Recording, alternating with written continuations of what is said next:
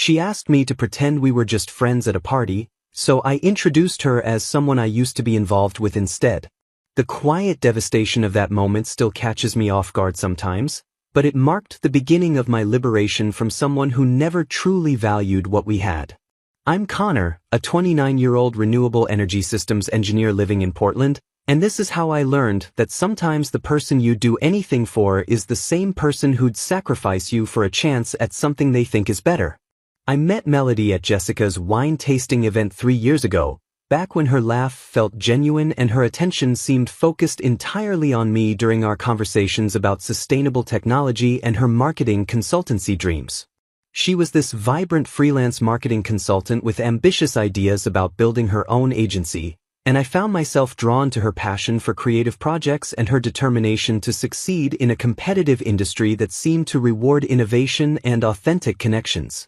Those early months felt like we were building something solid together, sharing weekend hikes through Forest Park, planning hypothetical trips to renewable energy conferences in Denver and Austin, and talking late into the night about our professional goals and personal values while sharing takeout from our favorite Thai place on Hawthorne Boulevard.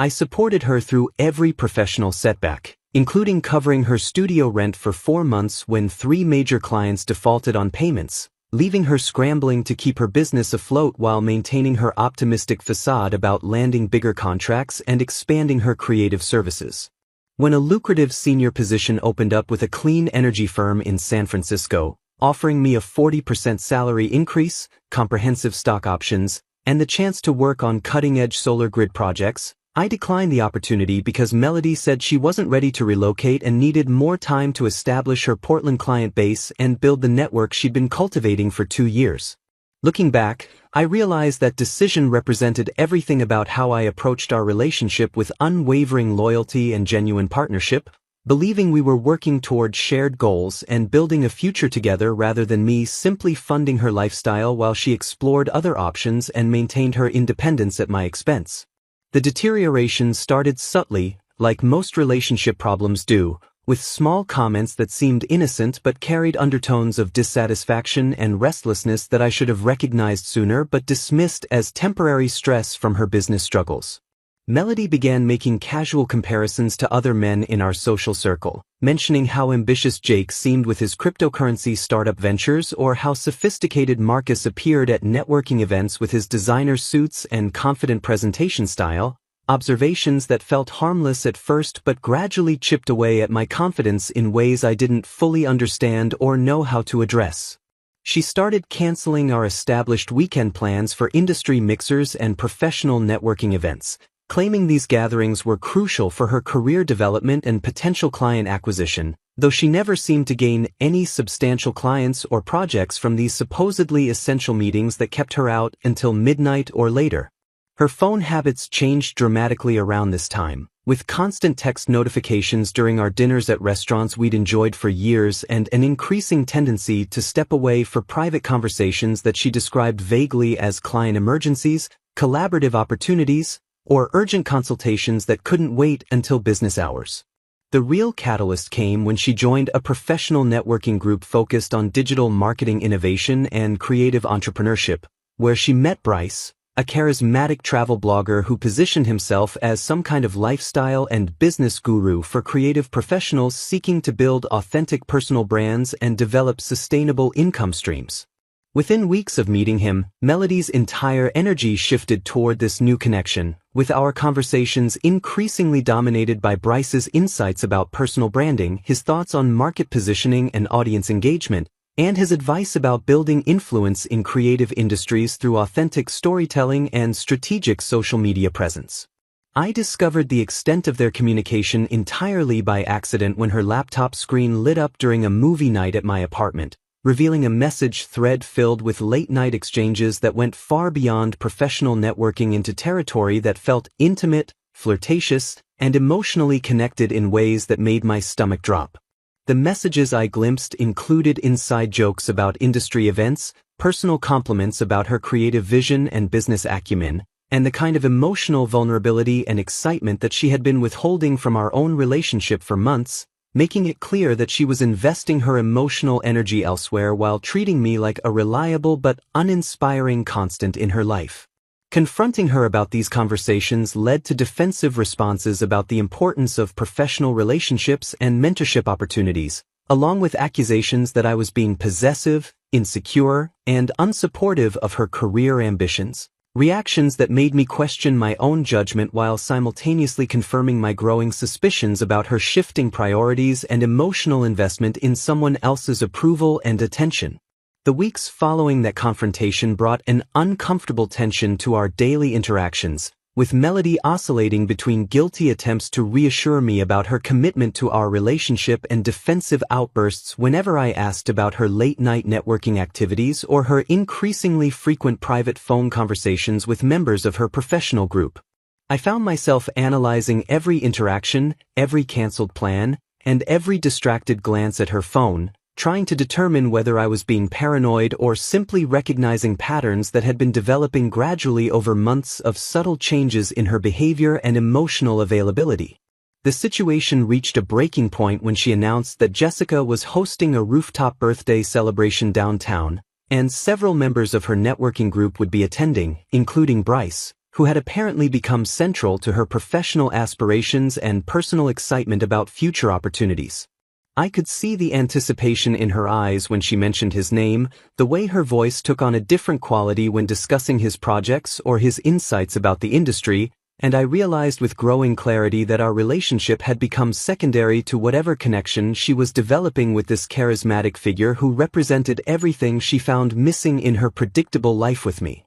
3 days before Jessica's rooftop birthday celebration at that trendy venue overlooking downtown Portland, Melody approached me with a request that would fundamentally alter how I viewed our entire relationship and my place in her life. I was reviewing solar panel efficiency reports at my home office when she appeared in the doorway with that particular expression I'd learned to recognize over 3 years together, the one that meant she needed something from me but wasn't sure how I'd react to whatever she was about to ask. She mentioned that several important industry contacts would be at the party, including Bryce and his circle of creative professionals, and she wanted to make the best possible impression for potential collaboration opportunities that could transform her struggling marketing consultancy into something more substantial and profitable. I initially assumed she was building up to ask me to network more actively or perhaps dress more professionally for the event, since she'd occasionally made subtle comments about my tendency to focus on technical conversations rather than the kind of social dynamics that seemed to energize her during industry gatherings.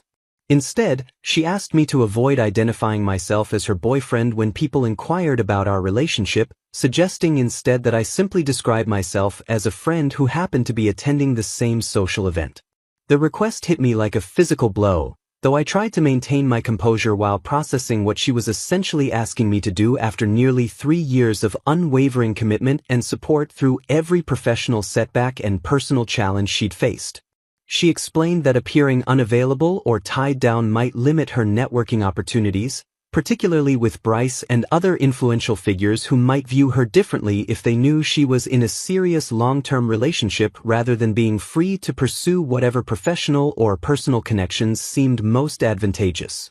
I sat there staring at my computer screen, watching the numbers blur as I tried to comprehend how someone I'd sacrificed career opportunities for, someone whose rent I'd covered for months, someone I'd planned a future with, could so casually ask me to erase our relationship for the convenience of making better impressions on people who represented her true priorities. The devastation was immediate and complete, though I managed to keep my voice steady when I asked her to clarify exactly what she meant by avoiding identification as her boyfriend, hoping somehow that I'd misunderstood the implications of her request or that she would recognize how deeply hurtful her suggestion was to someone who had consistently prioritized her needs and aspirations above his own career advancement. She confirmed that she wanted me to attend as essentially a platonic friend, someone with no romantic claim on her attention or emotional energy, free to let her explore whatever connections felt most promising without the perceived limitation of an existing relationship commitment that might interfere with her networking strategy. I felt something fundamental break inside me during that conversation, realizing that after 3 years of genuine partnership and support, I had become an inconvenience to be managed rather than a valued partner to be celebrated, someone whose presence needed to be downplayed rather than proudly acknowledged to the very people she hoped would advance her career prospects and personal satisfaction. The irony wasn't lost on me that she was asking me to pretend we were merely friends while simultaneously expecting me to continue providing the emotional and financial support that had characterized our entire relationship, as if I could somehow compartmentalize my feelings and maintain my commitment to someone who was actively working to minimize my significance in her life. Despite the internal turmoil and the growing certainty that our relationship was effectively over regardless of what happened at the party, I agreed to her terms with a calm acceptance that seemed to surprise her, though she was too focused on her networking strategy and her excitement about seeing Bryce to fully recognize the significance of my response or the finality it represented. The drive to the venue was conducted in tense silence, with Melody checking her appearance in the passenger mirror repeatedly while I processed the magnitude of what she'd asked and what it revealed about her true feelings toward our relationship and my role in her life, which had apparently shifted from beloved partner to convenient accessory that could be displayed or hidden depending on the social circumstances and her calculated assessment of what would serve her ambitions best. The sophisticated rooftop party offered stunning views of Portland's skyline as the sun set behind the West Hills, creating exactly the kind of atmospheric backdrop that Melody had been anticipating for weeks while planning her networking strategy around this particular social gathering. I watched her transform the moment we stepped off the elevator, her entire demeanor shifting from the tense woman who had made that devastating request 3 days earlier into the confident, charming marketing consultant who knew exactly how to work a room full of creative professionals and potential business connections. Within minutes of arriving, she had seamlessly integrated herself into a group near the bar that included several members of her networking organization, and I could see Bryce holding court with his usual charismatic storytelling about his latest travel adventures and business insights that seemed to captivate everyone within hearing distance. I decided that if Melody wanted honesty about our relationship status, she would get exactly that level of brutal honesty, though probably not in the way she had envisioned when she made her calculated request for me to downplay our romantic connection. When the first group of party guests approached us near the appetizer table and asked about how we knew each other, I introduced Melody as someone I used to be involved with, watching her face register shock and then barely controlled fury as she realized I was following the spirit of her request while completely undermining her networking strategy. The second introduction to a cluster of her professional contacts went similarly, with me casually mentioning that Melody and I had been involved but that things were complicated now, a description that was technically accurate while creating exactly the kind of awkward social dynamic she had hoped to avoid by asking me to pretend we were merely friends. By the third such introduction to a group that included 2 potential clients she had been hoping to impress, Melody's composure was beginning to crack visibly as she watched me systematically sabotage her carefully planned networking approach with my literal interpretation of her request for relationship honesty. She finally dragged me away from the main party area to a secluded corner near the bar where potted plants provided some privacy from the other guests, her eyes blazing with the kind of anger I had rarely seen during our 3 years together. She demanded to know why I was deliberately embarrassing her in front of important industry figures, her voice tight with barely controlled rage as she accused me of being petty and vindictive instead of supportive of her career development efforts that she claimed were meant to benefit both of our futures. I calmly pointed out that I was simply following her explicit request for honesty about our relationship status, since she had specifically asked me not to identify myself as her boyfriend and to avoid giving people the impression that we were in a committed romantic relationship. Her frustration escalated as she realized that her carefully crafted networking strategy was backfiring spectacularly, with my introductions creating exactly the kind of confusion and awkwardness she had hoped to prevent by asking me to downplay our romantic connection in the first place. She accused me of deliberately misunderstanding her intentions and sabotaging her networking efforts out of jealousy and insecurity, claiming that I was being childish and unsupportive instead of helping her make the professional connections that could transform her struggling marketing consultancy into something more successful. The conversation took an even more revealing turn when she admitted that she specifically wanted to avoid appearing unavailable to Bryce because of a major collaborative project opportunity that could involve travel content marketing and lifestyle branding partnerships worth potentially thousands of dollars in revenue. She explained that Bryce had been evaluating potential partners for his expanding business ventures, and she believed that appearing unattached would make her a more attractive candidate for the kind of intensive collaboration that would require significant time investment and possibly travel to exotic locations for content creation. I listened with growing clarity as she essentially confirmed that she viewed our relationship as an obstacle to pursuing whatever personal or professional opportunities Bryce might offer, revealing that her networking strategy was less about general career development and more about positioning herself as available for whatever he might propose. Her rage intensified when I remained calm and unmoved by her explanations, pointing out the fundamental contradiction in asking me to attend as her supportive friend while simultaneously working to minimize my significance so she could pursue connections with someone she found more intellectually stimulating and professionally promising. She accused me of being predictable and boring compared to Bryce's adventurous lifestyle and innovative approach to business, finally revealing her true feelings about our relationship and the reasons behind her recent emotional distance and growing dissatisfaction with the stable life we had been building together. The mask had completely slipped during our heated conversation, and I found myself looking at someone I barely recognized, someone who had been hiding her true thoughts and feelings behind a facade of commitment while actively working to undermine the very foundation of our partnership. She continued her tirade by claiming that I lacked ambition and vision compared to the exciting opportunities that Bryce represented, suggesting that my focus on renewable energy systems engineering was mundane and uninspiring compared to his dynamic lifestyle brand and international business ventures.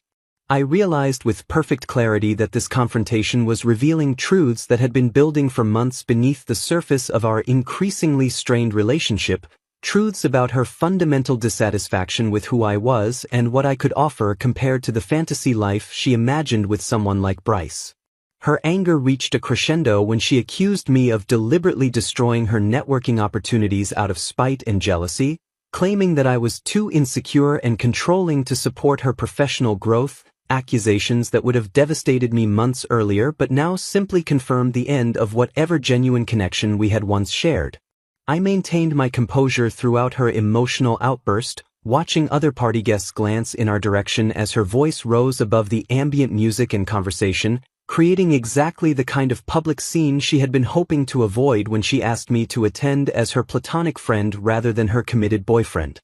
I let Melody finish her tirade about my lack of ambition and vision before responding with the calm certainty that comes from finally understanding exactly where you stand in someone's life and what they truly think of your worth as a partner. I told her that since she wanted complete honesty about our relationship status, she now had it, because we were officially done, and I walked away from her stunned expression toward the elevator while other party guests watched the drama unfold with obvious fascination and discomfort. The ride down to street level felt like the first genuine breath I'd taken in months, as if I'd been holding my breath through weeks of tension and uncertainty, finally able to exhale now that the charade was over and I no longer had to pretend that our relationship meant something to someone who had been actively working to minimize my significance in her life. I drove home through the quiet Portland streets feeling a strange combination of devastation and relief, devastated by the loss of what I thought we had built together but relieved to finally understand that the person I'd been supporting and sacrificing for was someone who fundamentally didn't respect or value me beyond my utility as a financial and emotional safety net.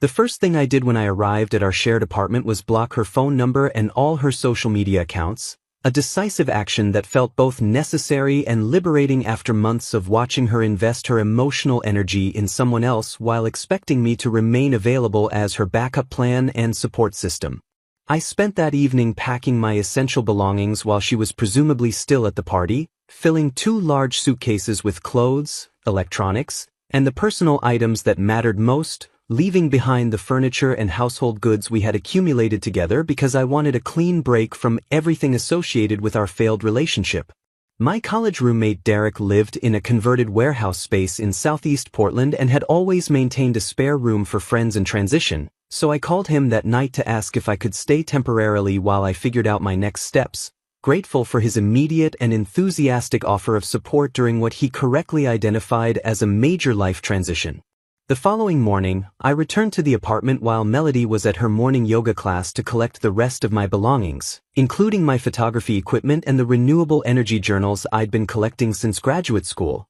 items that represented my interests and ambitions independent of the relationship that had consumed so much of my emotional energy for 3 years. I left my key on the kitchen counter along with a brief note explaining that I had moved out and would handle the lease transition through our landlord, keeping the communication businesslike and final rather than emotional or accusatory, because I wanted to maintain my dignity even in the aftermath of such a painful betrayal.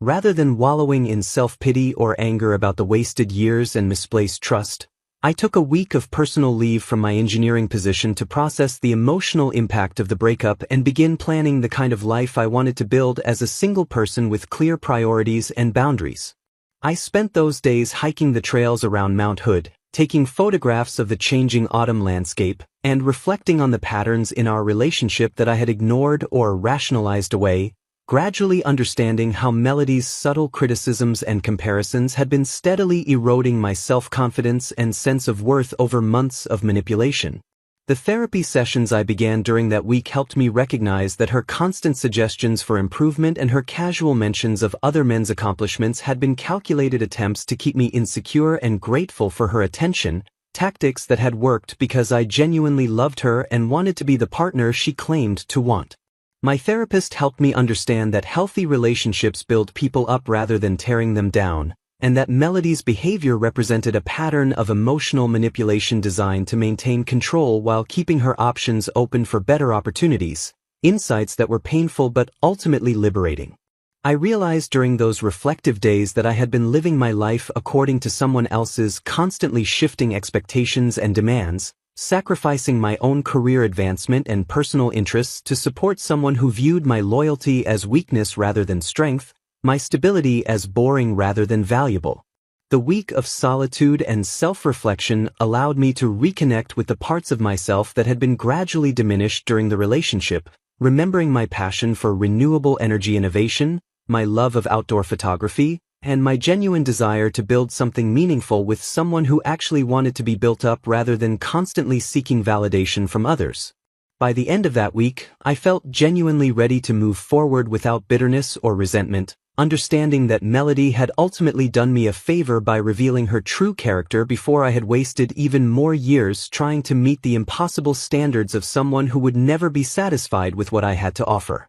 I returned to work with renewed focus and energy, throwing myself into a challenging solar grid optimization project that had been languishing while I dealt with the emotional turmoil of our deteriorating relationship, finding satisfaction in technical problems that had clear solutions rather than the endless emotional puzzles that had characterized my attempts to understand Melody's shifting moods and demands.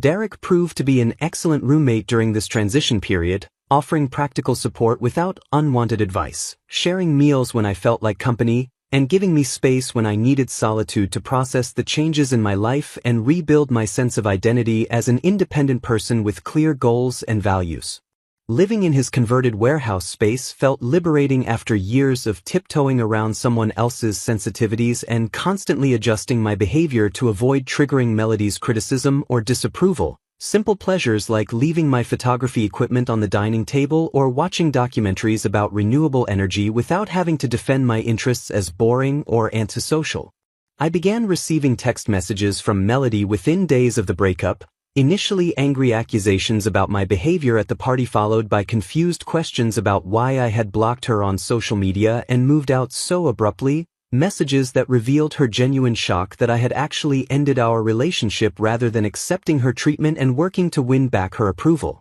The progression of her messages was almost predictable in its desperation, moving from anger to bargaining to attempted manipulation, each text revealing more clearly that she had never expected me to walk away from someone she considered obviously superior to my other romantic options. I chose not to respond to any of her communications, understanding that engaging with her attempts at reconciliation would only prolong the process and potentially weaken my resolve to maintain the boundaries I had established for my own emotional well-being and future happiness. Over the following 2 months, I threw myself into personal and professional development with an intensity that surprised even Derek, who watched me transform from someone processing a painful breakup into someone genuinely excited about rebuilding his life according to his own values and priorities rather than someone else's constantly shifting expectations. The senior position with a clean energy startup that I had been considering finally became available, and this time I accepted without hesitation, recognizing that my previous reluctance had been entirely about accommodating Melody's preferences rather than any genuine concerns about the career opportunity or the company's potential for growth and innovation. The new role came with a significant salary increase, equity options, and the chance to work on cutting-edge battery storage systems that would revolutionize how renewable energy could be integrated into existing power grids. Exactly the kind of meaningful work that had drawn me to the field originally before I became distracted by relationship drama and emotional manipulation. I used part of my signing bonus to purchase a modern condo in the Pearl District, a space that reflected my own taste and interests rather than the careful compromises that had characterized every decision in the shared apartment where I had spent 3 years walking on eggshells and adjusting my preferences to avoid conflict. The photography club I joined through a recommendation from my weekend workshop instructor introduced me to a community of creative professionals who shared my appreciation for the natural beauty of the Pacific Northwest, leading to weekend expeditions to photograph waterfalls, mountain landscapes, and coastal scenes that reminded me why I had chosen to build my life in Oregon rather than pursuing opportunities in other cities. These new friendships felt refreshingly uncomplicated compared to the constant emotional labor that had characterized my relationship with Melody, people who appreciated my technical knowledge and outdoor skills without expecting me to constantly prove my worth or justify my interests as sufficiently exciting or sophisticated for their social circle. Meanwhile, the karma that I hadn't been expecting or hoping for began to unfold in ways that were both dramatic and revealing, starting with news that filtered through our mutual acquaintances about Melody's pursuit of Bryce and the spectacular way that her calculated networking strategy had backfired. According to Jessica, who remained friendly with both of us despite the awkward circumstances of the breakup, Melody had indeed managed to develop a closer relationship with Bryce in the weeks following our confrontation at the rooftop party, believing that she had finally found the exciting and ambitious partner who would appreciate her in ways that I apparently never had. The collaboration that Melody had been so eager to pursue turned out to be far more complicated and questionable than the legitimate business opportunity she had imagined, with Bryce's travel blog serving as a front for various marketing schemes that pushed ethical boundaries and attracted the attention of regulatory agencies investigating fraudulent advertising practices. Melody's association with these questionable business dealings damaged her professional reputation when several of her existing clients discovered her involvement in promotional campaigns that misrepresented products and services, leading to lost contracts and a tarnished portfolio that would take years to rebuild, assuming she could maintain any credibility in the competitive marketing industry. The personal relationship that she had sacrificed our 3-year partnership to pursue lasted exactly 6 weeks before Bryce disappeared from Portland entirely, apparently moving to another city to avoid the legal scrutiny that was mounting around his business practices and leaving Melody to deal with the professional and personal consequences of her association with his fraudulent schemes. Friends from our mutual social circle began distancing themselves from Melody after witnessing her treatment of me at the party and hearing about her increasingly erratic behavior following Bryce's sudden departure, behavior that included desperate attempts to reconnect with former clients and bizarre social media posts about betrayal and trust that made her appear unstable and unprofessional. The irony of the situation wasn't lost on me that Melody had destroyed a stable, supportive relationship for the chance to pursue someone who turned out to be not only unavailable but actually engaged in the kind of unethical business practices that would ultimately damage her career far more than my supposed lack of ambition ever could have. I learned about these developments through casual conversations with mutual friends rather than actively seeking information about her situation, because I was genuinely focused on building my new life and had no interest in gloating over someone else's misfortune, even someone who had treated me so poorly during our final months together. The contrast between her downward spiral and my upward trajectory felt like natural consequences rather than deliberate revenge, the inevitable result of choosing manipulation and deception over honesty and loyalty, of prioritizing excitement and prestige over stability and genuine partnership. Melody initiated a relentless campaign to win me back about 3 months after the party, starting with carefully crafted text messages from new phone numbers that she must have acquired specifically to circumvent the blocking I had implemented across all her previous contact methods. The messages began with casual inquiries about my well-being and gradually escalated to more desperate pleas for communication, each one revealing her growing panic about the consequences of her choices and her increasing isolation from the professional and social circles she had been cultivating. I recognized the manipulative pattern immediately, having experienced her emotional tactics throughout our relationship, but now I could observe her desperation with the detached clarity that comes from no longer being emotionally invested in someone's approval or validation. When the text messages failed to elicit any response from me, she began enlisting her younger sister Emma as an intermediary, having Emma call me with increasingly dramatic stories about Melody's deteriorating mental state and her supposed realization that I had been the stable,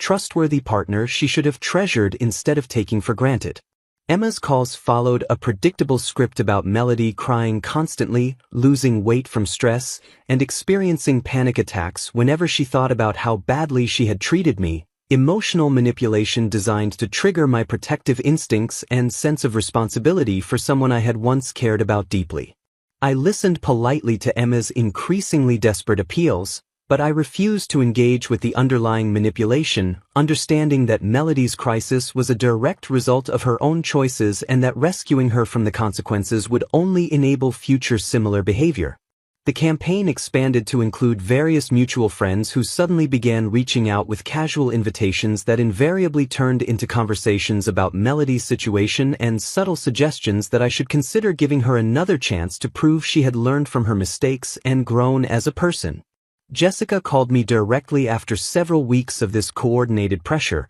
claiming that Melody had been asking about me constantly and expressing genuine remorse for her treatment of our relationship, though Jessica seemed more concerned about the social awkwardness of our breakup than any genuine belief in Melody's transformation. I found it fascinating how quickly people who had witnessed Melody's public humiliation of me at the birthday party were now positioning themselves as advocates for reconciliation, apparently more uncomfortable with the finality of our separation than concerned about the reasons behind it.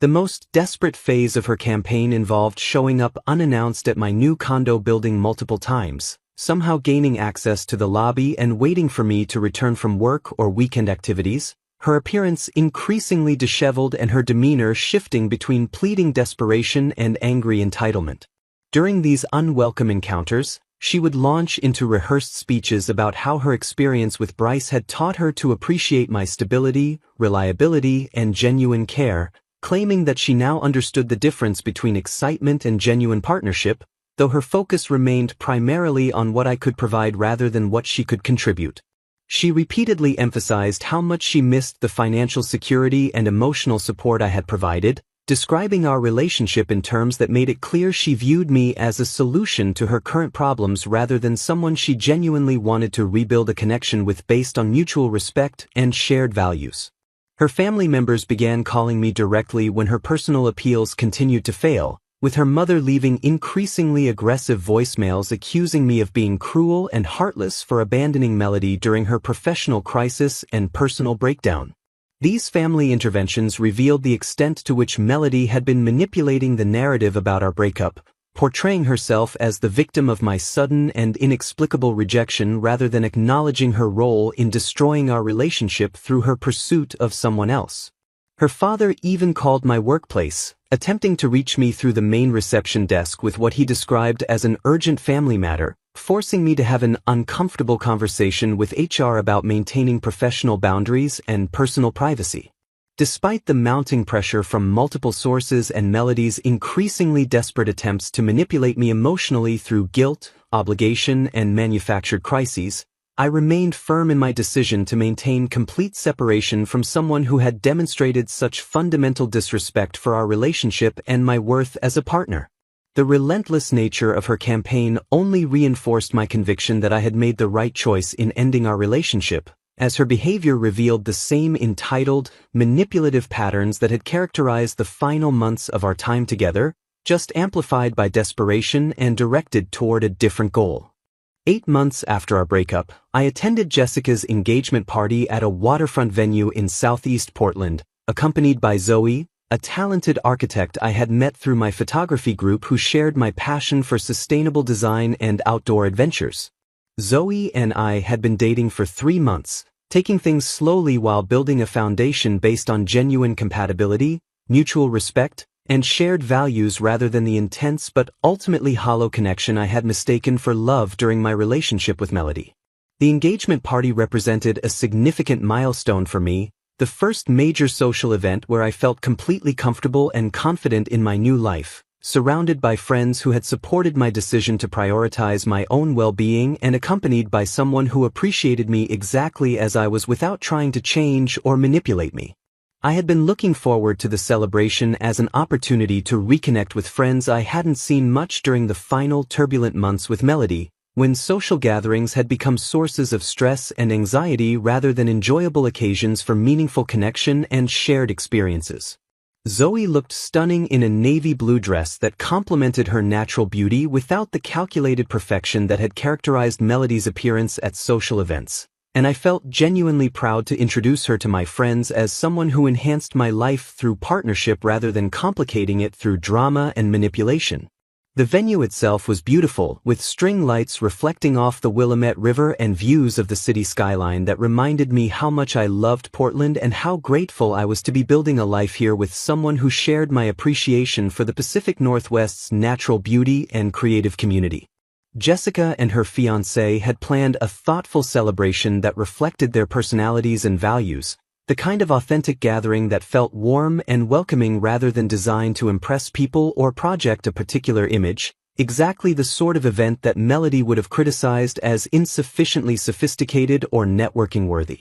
I was enjoying conversation with old college friends and some of Zoe's architect colleagues when I noticed a familiar figure across the venue, looking significantly different from the confident, polished woman I remembered from our relationship and the desperate person who had been showing up at my apartment building months earlier. Melody appeared disheveled and desperate, wearing an ill-fitting dress that suggested financial constraints and displaying the hollow-eyed appearance of someone who hadn't been sleeping or eating properly, a stark contrast to the vibrant, ambitious woman who had once commanded attention at every social gathering she attended. She was standing alone near the bar, checking her phone with the desperate frequency of someone hoping for rescue or validation, and I realized that she had probably come to the party specifically hoping to encounter me rather than genuinely celebrating Jessica's engagement. When she noticed me across the venue, her face went through a series of expressions: surprise, hope, calculation, and what looked like genuine panic as she realized I was not only present but clearly thriving in a way that contradicted whatever narrative she had constructed about my post-breakup emotional state.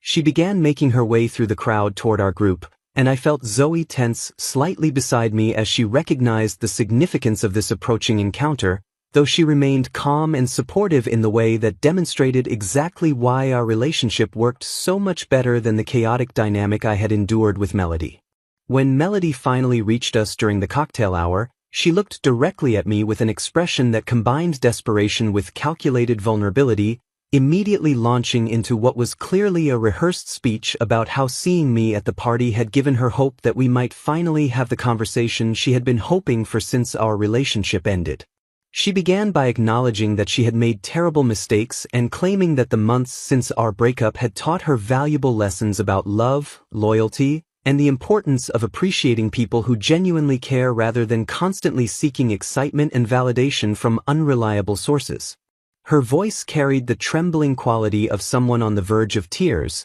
and I could see other party guests beginning to notice the intensity of our interaction, creating exactly the kind of public scene that she had always been skilled at orchestrating when she wanted to manipulate a situation to her advantage. She continued by explaining that losing me had been the biggest mistake of her life, that therapy had helped her understand how her fear of commitment and pattern of self-sabotage had destroyed the best relationship she had ever experienced, and that she was now ready to fight for us with the maturity and dedication that our love deserved. Throughout her monologue, I remained calm and composed, feeling nothing except a distant sort of pity for someone who was clearly struggling but had chosen this public venue and manipulative approach rather than genuinely working on the personal growth she claimed to have achieved. When she finished her emotional appeal and looked at me expectantly, I politely but firmly told her that she had taught me valuable lessons about self-respect and that I was now in a healthier relationship with someone who valued me from the beginning rather than learning to appreciate me only after losing me.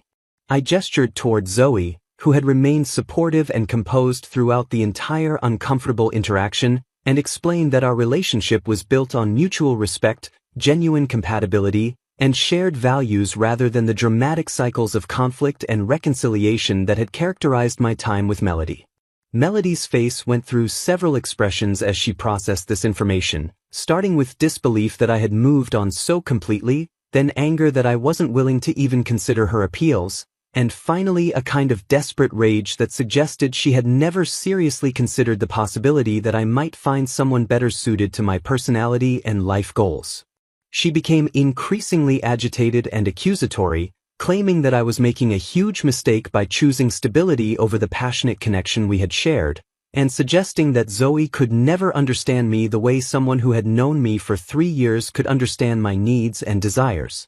Her voice rose above the ambient party conversation as she accused me of being cold and unforgiving, of letting pride prevent me from recognizing genuine remorse and growth, and of throwing away years of history for someone I barely knew compared to our shared experiences. I could see other party guests turning to watch our interaction with obvious discomfort, and I realized that Melody was creating exactly the kind of public scene that she had always been skilled at orchestrating when she felt desperate or cornered. Rather than engaging with her increasingly irrational accusations or attempting to defend my choices to someone who had forfeited the right to input on my life decisions, I simply told her that I hoped she found the happiness she was looking for, took Zoe's hand, and walked away from the confrontation with the calm confidence that comes from knowing you've made the right decisions for the right reasons.